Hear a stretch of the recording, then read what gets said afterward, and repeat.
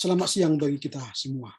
Kita jumpa kembali dalam mata kuliah pembimbing Perjanjian Lama dalam prodi Pendidikan Agama Kristen STT Abdi Syabda Medan. Kali ini kita akan membahas soal kitab Hakim-Hakim dan Rut. Pada pertemuan kali ini kita akan membahas secara online karena hari ini ada general repetisi pelaksanaan wisuda STT Abdi Syabda Medan yang ke-39. Dan karenanya saya tidak bisa mengajar secara online dengan saudara-saudara, maka melalui rekaman inilah saya mengajar saudara. Sebelum kita mulai perkuliahan, kita mohon hikmat dan berdoa kepada Tuhan. Terpujilah Engkau Bapa, karena kebaikan-Mu kami bertemu kembali dalam mata kuliah pembimbing PL ini. Kiranya firman-Mu akan memberi kami kekuatan memahami pembimbing kitab Hakim-Hakim dan Rut, sehingga kami semakin memahami bagian dari kitab-kitab Perjanjian Lama ini sebagai modal dasar kami untuk melanjutkan pembahasan kami dalam studi-studi selanjutnya di STT Abdi Syabda Medan.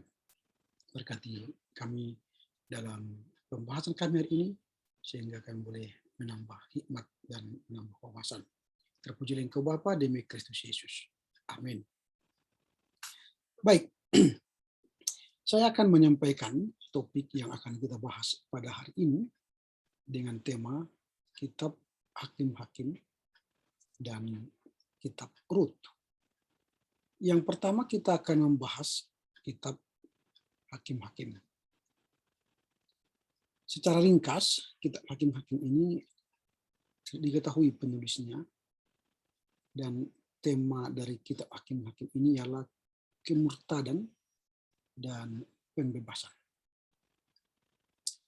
Ditulis sekitar 1050 sampai 1000 sebelum Masehi. Nah, kitab ini memperoleh namanya dari para pemimpin atau Shoftim yang melepaskan Israel dari serangkaian penindasan oleh kekuatan asing sepanjang kurun waktu di antara kematian Yosua dan awal berdirinya kerajaan. Istilah Soviet memiliki konotasi yang lebih luas dari istilah hakim, yang merupakan terjemahan dari istilah Inggris judge. Di Kartago dan Ugarit kuno, istilah ini dipakai untuk pejabat pemerintah atau pemimpin negara dari kalangan sipil. Sastra Kanaan memakai bahasa Ugarit kuno memanfaatkan istilah SHPTN yang artinya hakim kita, dalam hubungan sejajar dengan Malkan yang artinya raja kita. Malak itu Malkan.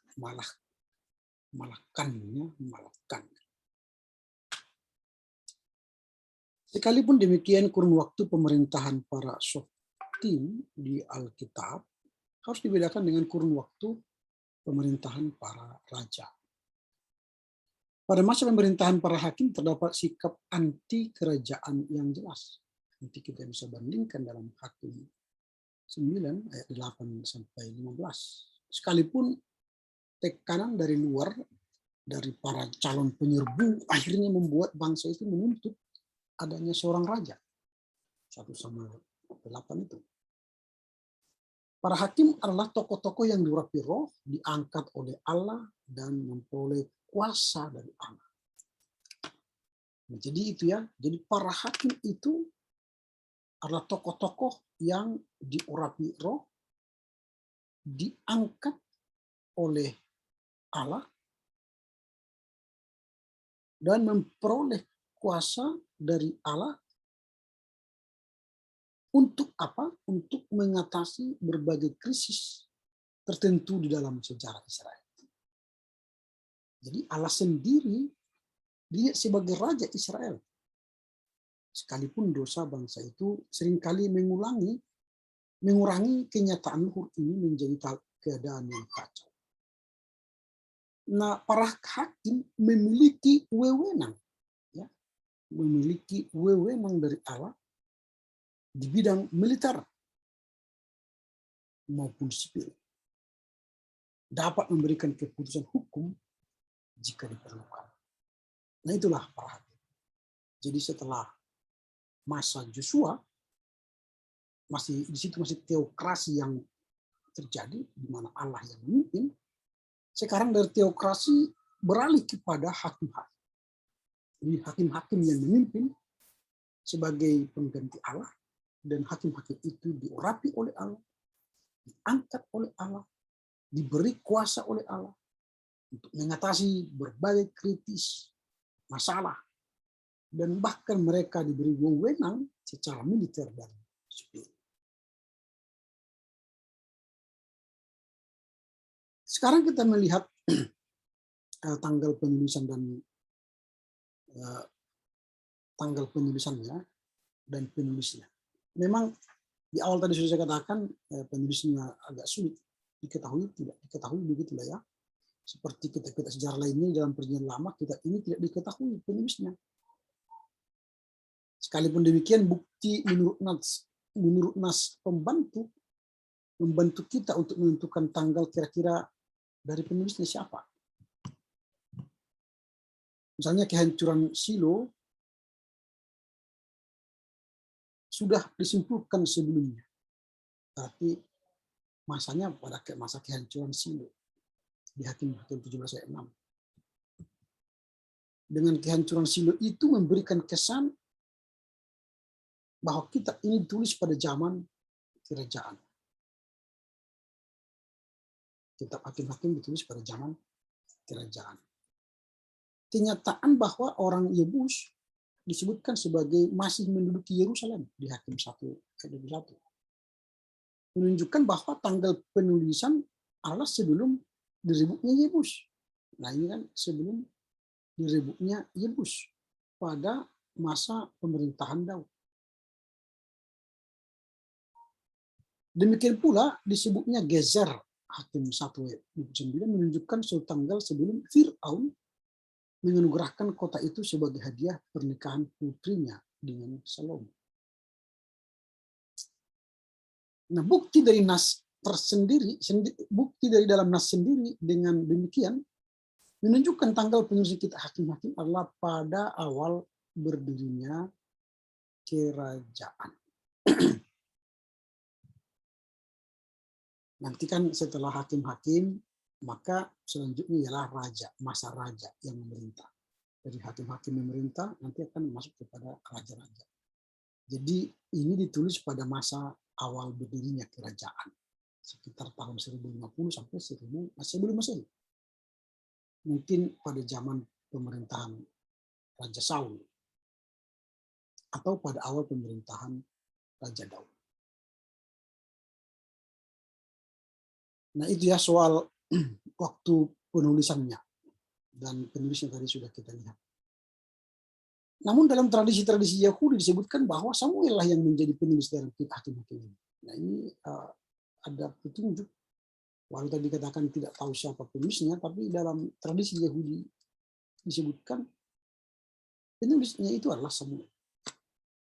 Hal ini dikuatkan dengan waktu dari penulisan kitab ini juga berada di sekitar pada masa hidup Samuel, dan juga dari data serta pandangan yang mungkin sekali diketahui oleh Samuel. Kitab ini ditulis pada waktu semasa pemerintahan Saul dan Daud, tapi sebelum Daud menaklukkan Yerusalem, sehingga dapat disebutkan bahwa kemungkinan besar kitab ini ditulis pada masa 1050 sampai 1000 sebelum Masehi. Dan itu pandangan para ahli. Sekarang kita melihat latar belakang dari penulisan kitab Hakim-Hakim ini. Hakim-Hakim menjadi mata rantai utama sejarah di antara zaman Yosua dan zaman raja-raja. Jadi antara zaman Yosua dan raja-raja ada hakim-hakim, saya katakan tadi. Jadi di sinilah penulisan dari hakim-hakim ini. Periode para hakim mulai dari sekitar tahun 1375 sampai 1050 sebelum Masehi, ketika Israel merupakan perserikatan suku-suku. Kitab ini memperoleh namanya dari berbagai tokoh yang secara berkala dibangkitkan Allah untuk memimpin dan membebaskan orang Israel setelah mereka mundur dan ditindas oleh bangsa-bangsa tetangga. Jadi para hakim itu berjumlah 13 orang. Ada memang 12 yang mengatakan, tapi 13 orang. Datang dari berbagai suku. Ya. Hakim-hakim itu datang dari berbagai suku. Berfungsi sebagai panglima perang. Wah, ini jadi panglima perang. Lalu pemimpin masyarakat. Dan mereka punya banyak pengaruh pada suku sendiri. Nah, Samuel pada umumnya dipandang sebagai hakim terakhir. Dan nabi yang pertama tidak termasuk dalam kitab ini. Nah, penulis kitab ini tidak jelas, ya seperti saya katakan tadi. Kitab ini sendiri menunjukkan kerangka waktu berikut mengenai sifat saat penulisannya. Penulisan terjadi setelah Tabut Perjanjian dipindahkan dari Silo pada masa Eli dan Samuel. Penulis yang sering menyebut masa hakim-hakim sebagai zaman itu tidak ada raja, memberi kesan bahwa kerajaan Israel sudah berdiri ketika kitab ini ditulis. Yerusalem belum direbut dari suku Yebus. Ketiga petunjuk ini menunjukkan bahwa kitab ini disajikan sesaat sesudah Raja Saul naik tahta, tetapi sebelum Raja Daud menaklukkan Yerusalem. Tadi sudah disebut di atas. Yang pasti kitab ini mencatat dan menilai masa para hakim dari segi perjanjian. Musa sudah menubuatkan bahwa penindasan oleh bangsa-bangsa asing akan menimpa bangsa Israel sebagai salah satu kutukan Allah jikalau mereka menyimpang dari perjanjian. Kitab Hakim-Hakim menggarisbawahi kenyataan nubuat tersebut dalam sejarah. Tentu ada tujuan daripada penulisan kitab Hakim-Hakim ini. Tema dari kitab Hakim-Hakim ini adalah kasih setia Allah kepada bangsa Israel dengan membangkitkan hakim-hakim untuk membebaskan dari penjajahan bangsa-bangsa. Sedangkan tujuan dari penulisan kitab Hakim-Hakim ini adalah untuk menunjukkan kegagalan umat Israel dalam memelihara bagian mereka dalam perjanjian atau covenant antara mereka dengan Allah. Itu tujuannya, untuk menunjukkan kegagalan umat Israel. Jadi menunjukkan kegagalan umat Israel dalam memelihara bagian mereka dalam perjanjian. Jadi ada perjanjian antara Allah dan manusia, dan bagian manusia itu, yaitu umat Israel, gagal dalam rangka memelihara covenant, perjanjian antara umat dengan Allah. Jadi kitab ini menunjukkan siklus bangsa Israel dalam ketaatan mereka kepada Allah. Siklus ini juga menunjukkan bagaimana Allah menunjukkan kuasa dan belas kasih-Nya terhadap bangsa Israel dengan cara melepaskan mereka dari waktu ke waktu setelah keadilan-Nya menuntut dia menjatuhkan penghukuman.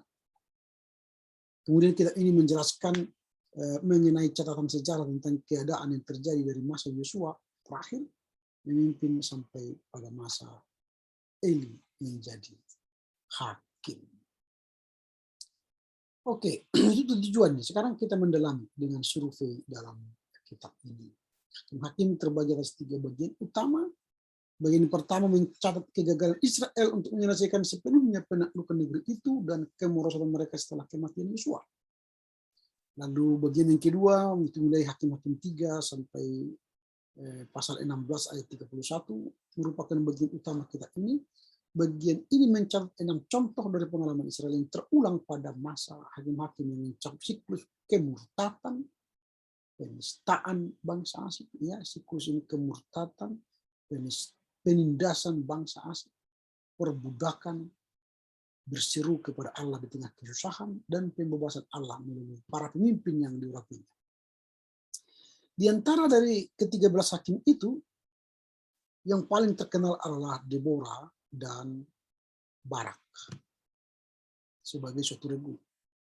Kemudian Gideon, Yefta, dan Simson yang terkenal. Di 13 hakim, tapi yang terkenal itulah Deborah dan Barak, Gideon, Yefta, dan Simson. Dan bagian yang ketiga ialah Hakim-Hakim pasal 17 sampai pasal 21 ayat 25 menutup kisah-kisah yang hidup dari zaman hakim-hakim, menggambarkan betapa dalamnya kerusakan moral dan sosial yang diakibatkan kemurtatan rohani Israel. Jadi ini diakibatkan kemurtatan rohani Israel. Makanya tadi tema hakim-hakim adalah kemurtatan ya. Kitab ini mengingatkan kita bahwa satu-satunya pelajaran yang kita tarik dari sejarah ialah bahwa kita tidak belajar dari sejarah. Nanti kalau kalian ingin belajar bagaimana cerita tentang orang-orang murtad, bacalah kitab hakim-hakim. Nah, apa ciri-ciri dari hakim-hakim ini? Ciri yang pertama dari 6 cirinya ialah kitab ini mencatat aneka peristiwa dari sejarah Israel yang bergejolak, yang bergolak di antara penaklukan Palestina dan permulaan zaman kerajaan. Kitab ini menggarisbawahi 3 kebenaran yang sederhana namun mendalam. Menjadi umat Allah berarti bahwa Allah harus menjadi raja dan Tuhan umatnya. Dosa selalu menghancurkan umat Allah. Dan ketika umat Allah merendahkan diri, berdoa, dan berbalik dengan cara hidup mereka yang jahat, Tuhan akan mendengar dari surga dan memulihkan negeri mereka. Kemudian kitab ini menandakan bahwa setiap kali Israel kehilangan identitas sebagai umat perjanjian di bawah pemerintahan Allah, mereka berulang-ulang terjerumus ke dalam lingkaran kekacauan rohani. Baru kitab ini menyatakan beberapa pola yang berulang kali terjadi dalam sejarah umat Allah di bawah kedua perjanjian. Jika umat Allah tidak mempersembahkan seluruh hati mereka kepadanya dalam kasih yang taat dan kewaspadaan rohani yang tekun, hati mereka menjadi keras dan tidak dekat terhadap Allah, mengarah kepada kemunduran dan akhirnya kemurtadan. Allah panjang sabar dan manakala umatnya berseru dalam pertobatan, ia bermurah hati untuk memulihkan mereka dengan membangkitkan orang-orang yang dirapi dan dikuasai Roh Kudus untuk membebaskan mereka dari hukum dosa yang menindas. Lalu para pemimpin yang dirapi yang dipakai Allah membebaskan umatnya seringkali menjadi rusak sendiri karena kekurangan yang mendasar dalam kerendahan hati, watak, dan kebenaran. Artinya begini, kalau kita lihat dalam kitab hakim-hakim ini, maka kita akan melihat pola yang berulang kali terjadi. Sudah terjadi kemurtadan, kebobrokan moral, diulangi lagi. Ganti hakim-hakim, ganti hakimnya, diulangi lagi. Nah itu, jadi kalaupun dia terpilih sebagai pemimpin, tetapi moralnya bobrok dan jahat.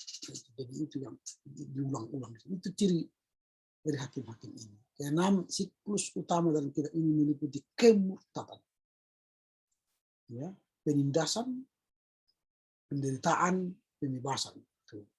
Kemudian kitab ini menyatakan bahwa Allah memakai bangsa-bangsa asing yang lebih jahat daripadanya untuk menghukum umatnya. Ini untuk menghukum umatnya. Jadi terkadang Allah membiarkan pemimpin itu pemimpin yang jahat, zalim.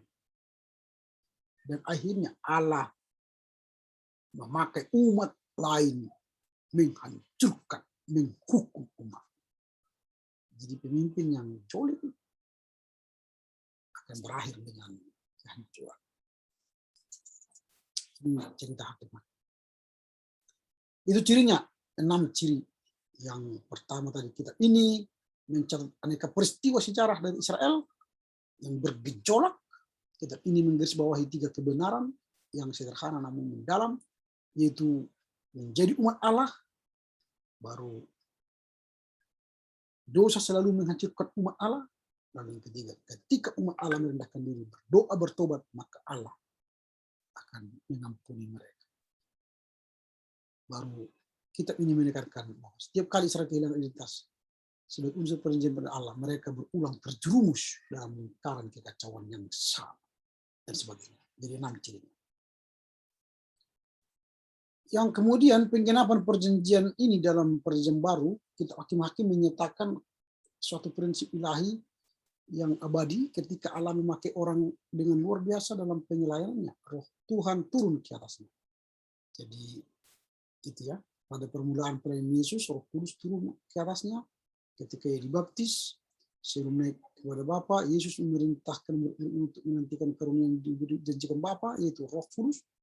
Alasan yang diberikannya adalah bahwa mereka akan menerima kuasa Roh Kudus turun atas mereka di bawah kedua perjanjian. Cara Allah untuk mengalahkan musuh dan memajukan kerajaannya ialah dengan memakai daya kekuatan dan kuasa Roh Kudus yang bekerja melalui bejana-bejana manusiawi yang berserah dan taat kepadanya. Itulah tentang kitab Hakim-Hakim, dan garis besar Hakim-Hakim dimulai dari pendahuluan Hakim 1 pasal 1 ya, ayat 1 sampai pasal 2 ayat 5. Di sini kita akan melihat latar belakang politik zaman Hakim-Hakim dan latar belakang religius zaman Hakim-Hakim. Setelah itu baru masuk sejarah Hakim-Hakim. Jadi 13 Hakim-Hakim itu kan kita sejarahnya mulai dari pasal 2 sampai pasal 16 ayat 31, kegagalan Israel untuk menaklukkan kerajaan-kerajaan musuh, para penindas dan para pelepas Israel, penindas oleh Kushan Rishyat Taim, diakhiri oleh Otniel, penindasan oleh Eglon diakhiri oleh Ehud, orang Israel diselamatkan dari ancaman orang Filistin oleh Samgar, penindasan oleh Yabin dan Sisera diakhiri oleh Deborah dan Barak, penindasan oleh orang Midian diakhiri oleh Gideon, perampasan kekuasaan oleh Abimelek, Tola sebagai hakim atas Israel, Yair sebagai hakim, penindasan oleh orang Amon diakhiri oleh Yefta. Lalu peperangan antara orang Gilead dengan suku Efraim, Ebsan sebagai hakim, Elon sebagai hakim, Abdon sebagai hakim, dan Simeon dan orang Filistin. Itu bagian yang kedua. Lalu bagian yang ketiga dari Hakim-Hakim ialah keadaan kacau pada zaman para hakim. Jadi kacau pada zaman para hakim. Seharusnya kalau sudah hakim tidak kacau, tapi ini kacau pada zaman hakim-hakim. Apa itu kekacauan itu? Penyembahan berhala oleh Mika dan perpindahan suku Dan, kejahatan di Gibea dan pertempuran melawan suku Benyamin. Kemudian itulah ya, yang terakhir, keadaan kacau di kitab Hakim-Hakim itu. Oke, kalau ada pertanyaan yang berkaitan dengan kitab Hakim-Hakim, silakan di chat saya, di ruang chat, saya akan jawab pertanyaan saudara-saudara. Nah, sekarang kita masuk pada kitab Rut.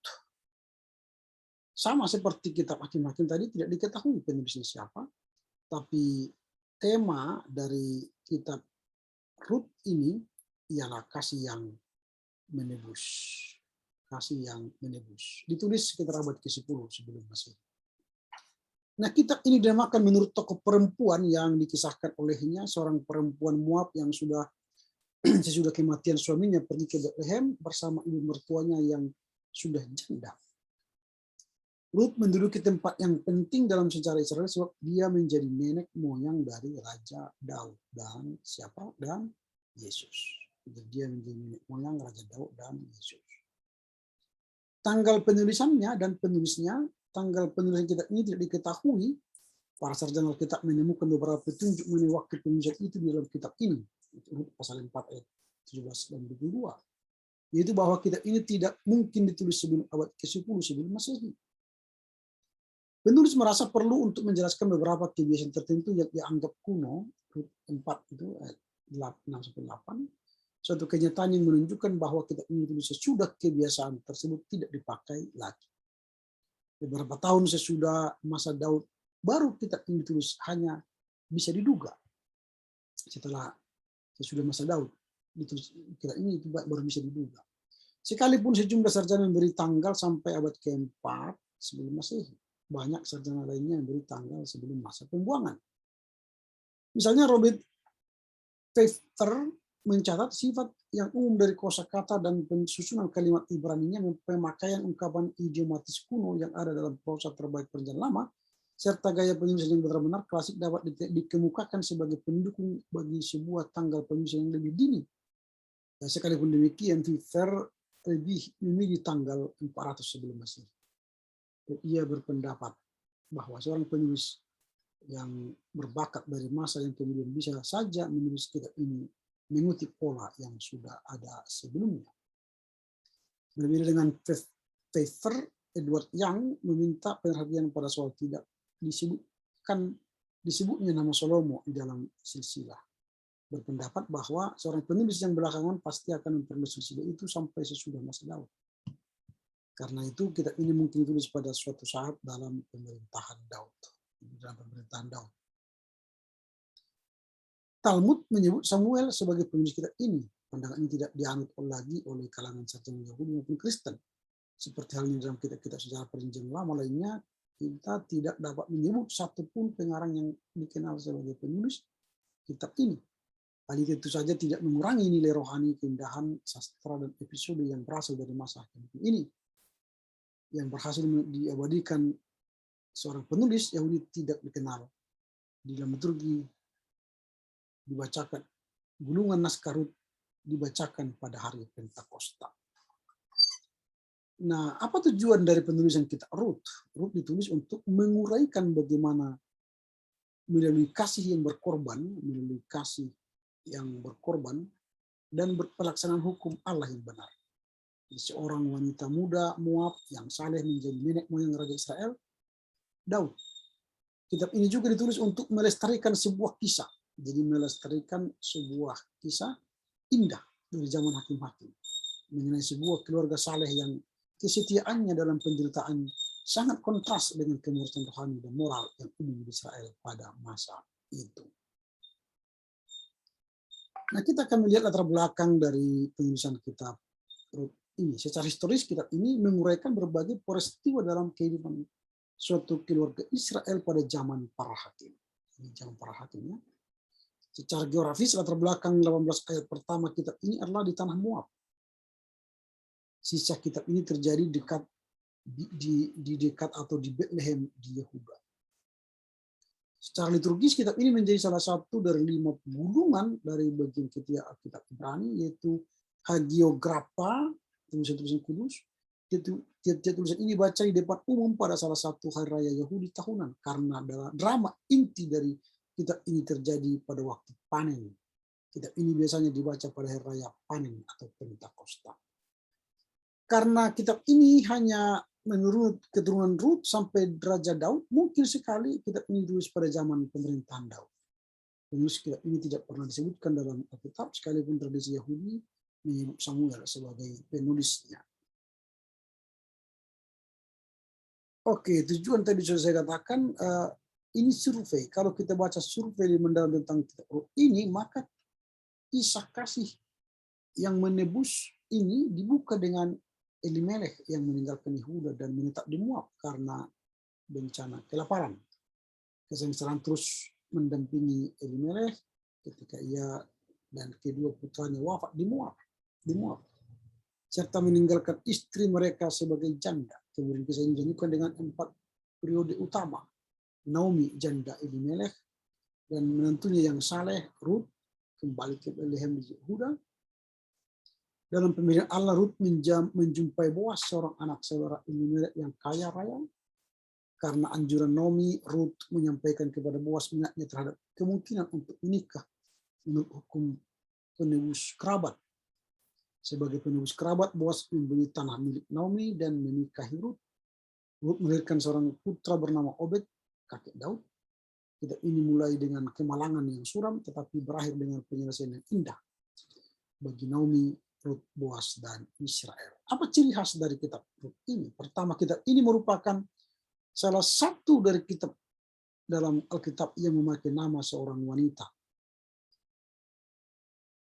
Jadi Rut itu memakai nama perempuan. Selain itu nanti ada kitab Ester, ya, kedua.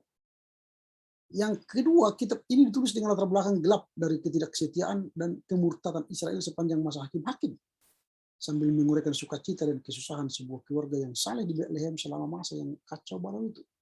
Lalu ketiga, kitab ini menunjukkan bahwa rencana penebusan Allah mencakup orang bukan Israel yang pada masa PL ditempatkan dalam persemakmuran Israel setelah bertobat dan beriman kepada Tuhan.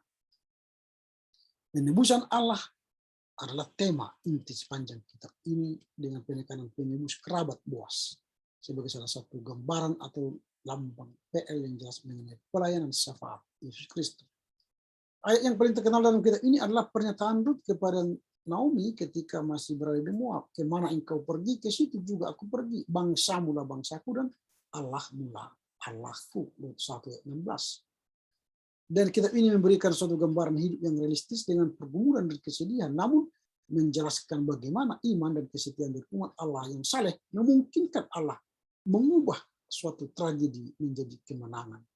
dan kekalahan menjadi penebusan.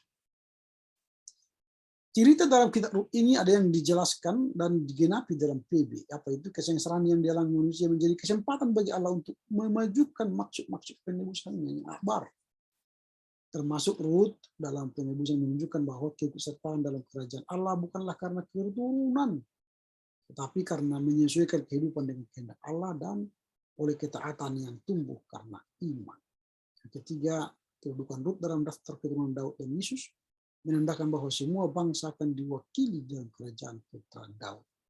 Kelima, Boas sebagai penebus kerabat adalah lambang dari penebus agung Yesus Kristus. Nah, kita akan melihat garis besar Rut. Pertama, di bagian yang pertama, keluarga Elimelech pindah ke Moab, kemudian janda Elimelech dan menantunya kembali dari Moab.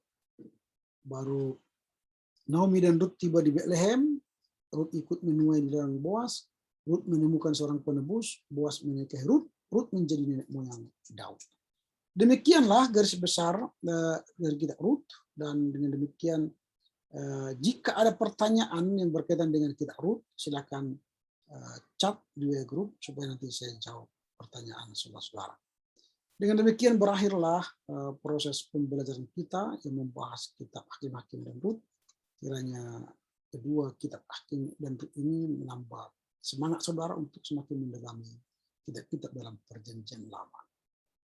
Kiranya Tuhan memberkati kita, memberkati saudara. Salam untuk keluarga dan seluruh sahabat. Kita jumpa minggu depan. Tuhan Yesus memberkati. Amin, kita berdoa. Terpujilah Engkau Bapa, karena kebaikan-Mu kami boleh mengakhiri perkuliahan hari ini. Apa yang kami bincangkan kiranya berkenan untuk semakin mendalami kami dalam mengerti memahami kitab Hakim-Hakim dan Rut. Terpujilah Engkau Bapa demi Kristus Yesus. Amin. Horas menjejua Jahubu Ahod.